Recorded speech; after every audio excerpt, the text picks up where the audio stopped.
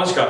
नानी की कहानी में आपका स्वागत है। एक बार नानी के घर पे हमारे दोस्तों ने हमारे साथ अजीब खेल खेल दिया, यानी कि वो अपना काम निकलवा कर और चले गए। मैं खड़ा देखता रह गया। जब ये बात नानी को मालूम पड़ी तो नानी ने कहा कि ये कहानी सुनो कि एक जंगल में ऊंट रहता था, बड़ा ही सीधा, किसी से कोई मतलब नहीं, अपना खाना, अपना रहना, अपनी मस्ती, कुछ भी नहीं। एक दिन वो घास चर रहा था, एक सियार कहीं से निकल कर आया और उसने ऊंट को देखा और कहा, अरे भैया ऊंट, तुम अकेले ही रहते हो क्या? ऊंट ने सियार को देखा, हाँ मैं अकेला ही रहता हूं। अकेले ही खाना खाते हो? हाँ अकेले ही खाता हूं। यार मैं भी अकेला ही खाता हूं, चलो अपन दोनों दोस्त हो जाते हैं। ठीक है चलो तुम भी खाओ हमारे साथ। अब दोनों साथ साथ खाते रहे, खेलते रहे। अगले दिन सियार ने कहा कि भाई ऊंट, नदी के उस पार ना बहुत ही स्वादिष्ट तरबूज उगाए गए हैं। तरबूजे, खरबूजे बहुत ही स्वादिष्ट है, मीठे मीठे।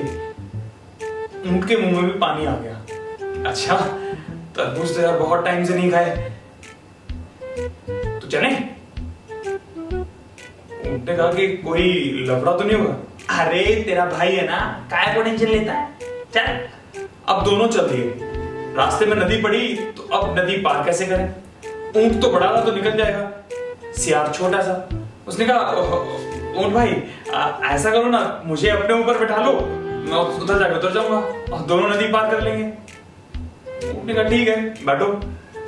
सियार ऊंट के ऊपर बैठा और नदी पार कर ली और उधर पहुंचे तो सियार ने जल्दी जल्दी जल्दी जल्दी तरबूज, ये फाड़ वो खाया, वो खरबूजा खाया, ये खाया, वो खाया, जल्दी जल्दी खत्म कर लिया। अपना पेट भर गया, सेट। ऊंट अभी पत्ते पत्ते खा रहा था, तो बहुत थोड़े थोड़े पत्ते, कभी ये खरबूज, कभी वो खरबूज। एक तो बड़ा पेट, ऊपर से धीमे धीमे खाता था। तो सियार ने कहा यार ऊंट भाई अपना हो गया, चल यार जल्दी चल, किसान आ जाएंगे, पकड़े जाएंगे। ऊंट ने कहा यार अभी तो खाना शुरू किया है, अभी तो टेस्ट आया मुंह में और तू ऐसी बात कर रहा है यार। नहीं नहीं किसान आ जाएंगे, मार पड़ेगी बहुत ज्यादा।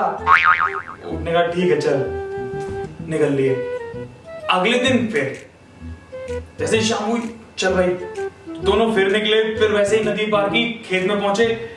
फिर सियार ने जल्दी जल्दी ये तरबूजा खा, वो खरबूजा खा, ऐसे ऐसे करके जल्दी पेट भर लिया। और फिर ऊंट तभी शुरू ही कर पाता, इतनी देर में सियार का पेट भर जाता था। तो ऊंट ने कहा कि यार आज तो यार भर के खा लेने दे, होगी से देखी जाएगी। तो सियार ने कहा ठीक है पर मार पड़ेगी तो मुझसे मत कहना। कि नहीं नहीं मैं देख लूंगा। थोड़ी देर सियार इधर उधर घूमा। सियार ने कहा कि यार ऊंट, आज ना मेरे को होकरी देने का मन कर रहा है।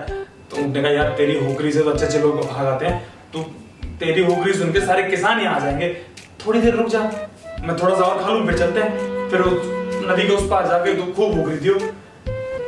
ठीक है चल। फिर उसने एक पत्ता खाया, थोड़ी देर फिर अरे यार मेरा हुक्री देने का बहुत मन कर रहा है।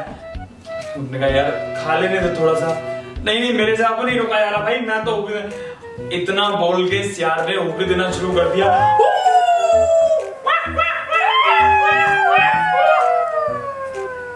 इतनी आवाज सुन के चारों तरफ से किसान डंडे लाठी लेकर दौड़ के भाग कर आए। अब सियार भाग गए। ऊंट बड़ा था, भाग भी नहीं पाया। सारे किसान ले लाठी लोटे लाठी ऊंट पे फैल गए। ऊंट की बहुत पिटाई हुई।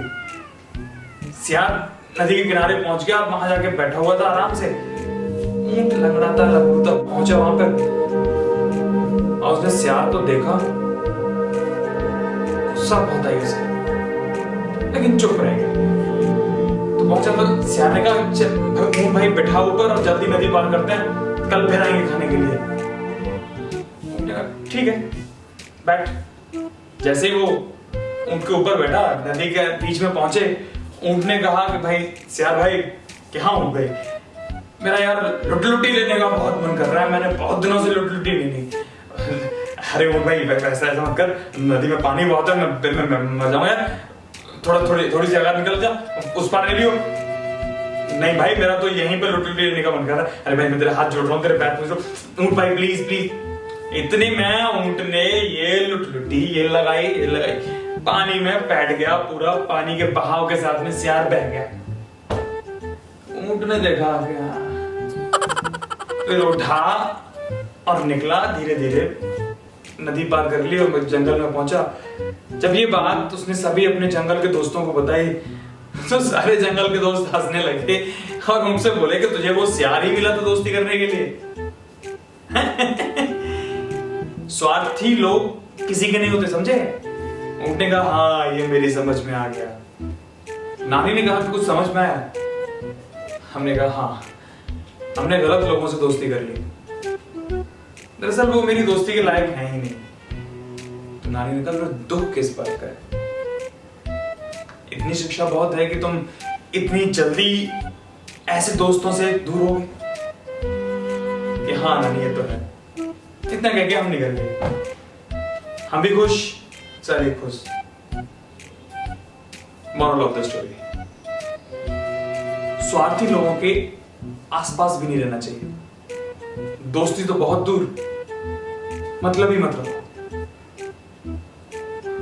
एक और चीज इस कहानी में यह भी होता है कि जैसे को तैसा, यानी कि अगर स्वार्थी लोग आपके टच में हैं तो उनके साथ वैसा ही बर्ताव करो जैसा वो तुम्हारे साथ कर रहे हैं।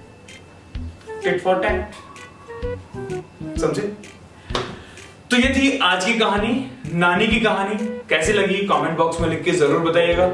मिलते हैं अगली कहानी में, तब तक के लिए नमस्कार।